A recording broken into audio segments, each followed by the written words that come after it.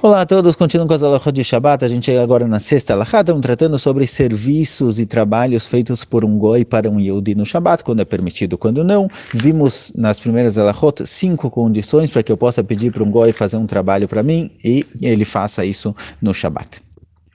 Sexta alahá. Im banu goim leIsrael bait beShabbat beIsur nachon lachmir shelo ikanes bo. Caso goim tenham construído de uma forma proibida uma casa para um Yehudi no Shabbat, ou seja, eles construíram essa casa numa região onde tem Yehudim e todo mundo sabia que está sendo feito para um Yehudi, ou eu não defini exatamente o quanto eles vão ganhar pelo serviço, eles eram diaristas, etc. Se a casa foi construída de forma proibida no Shabbat, o correto é não morar nessa casa. No fim da história, a casa não está proibida, porque o proibido é o pedido que eu fiz para o goi, o trabalho que ele fez para mim, mas isso não proíbe a casa em si. Mas de qualquer maneira, o ideal é que a pessoa seja rigorosa e não more nessa casa, porque ela foi construída com o Hilul Shabbat. Ela talvez vai poder alugar, vai poder vender, etc., mas que não more nessa casa.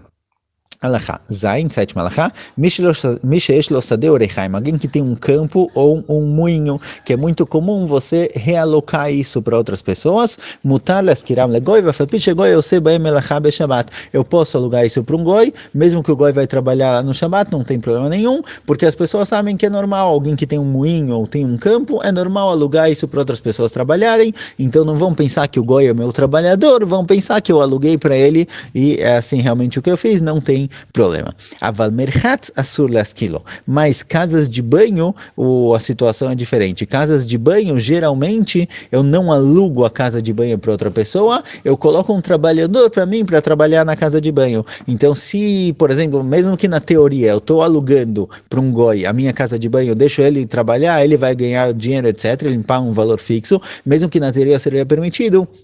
A maioria das pessoas que vão ver o que está acontecendo, vão ver a casa de banho funcionando no Shabbat, vão achar que fui eu que coloquei um goi para trabalhar para mim. Seria como, por exemplo, a situação de uma loja. Se eu tenho uma loja, por exemplo, geralmente uma loja que é minha, eu não realoco ela para alguém trabalhar na loja e ganhar o dinheiro. Alguém que está trabalhando lá provavelmente é o meu trabalhador, é o meu funcionário que está trabalhando para ganhar o salário dele no fim do dia, mas o lucro é todo meu. Então uma loja dessas eu não posso repassar ela para um goi, se não vai mudar de nome, por exemplo, ou algo do tipo. Se eu quiser realocar uma loja minha para um goi, que ele vai trabalhar lá agora, se todo mundo saber que essa loja é minha, então vai ter que mudar de nome, vai ter que fazer alguma coisa para ficar claro que eu passei a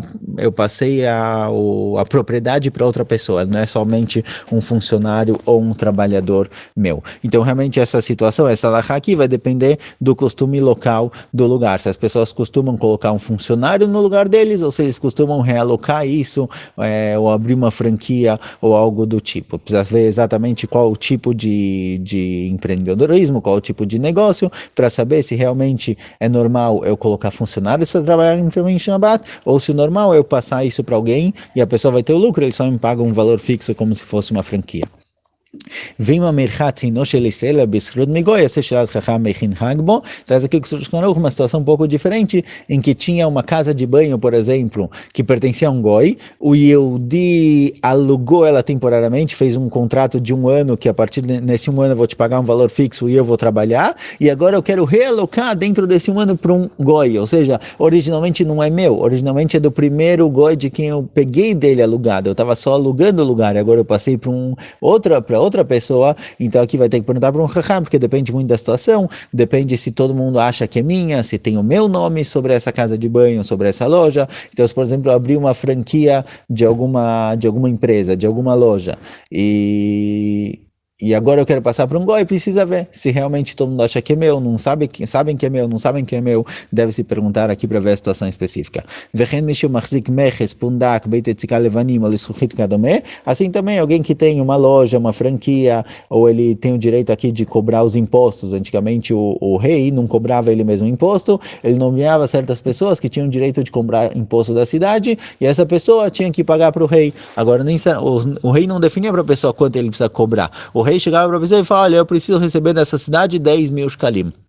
você dá um jeito de juntar. E o cara às vezes podia juntar 15 mil, pagar 10 para o rei e ficar com 5 para ele. Então todo mundo que tem algum tipo de negócio desses, ou tem uma loja, uma franquia ou algo do tipo,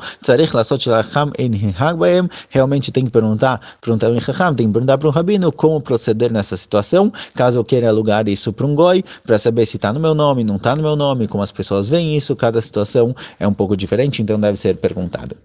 Oitava alahá, bebeito shel Israel asur leaniach legoi shasev melachá beshum ofen. Na casa do Yehudi, de qualquer forma, em todas as situações, é proibido que o goi faça um trabalho. Mesmo que eu planejei de antes, mesmo que eu combinei de antes, dei uma remuneração, pedi para fazer qualquer dia, etc. Ou seja, mesmo que eu cumpri todas as condições que a gente viu nas alahot anteriores, na casa do Yehudi é proibido que seja feito um trabalho no Shabat.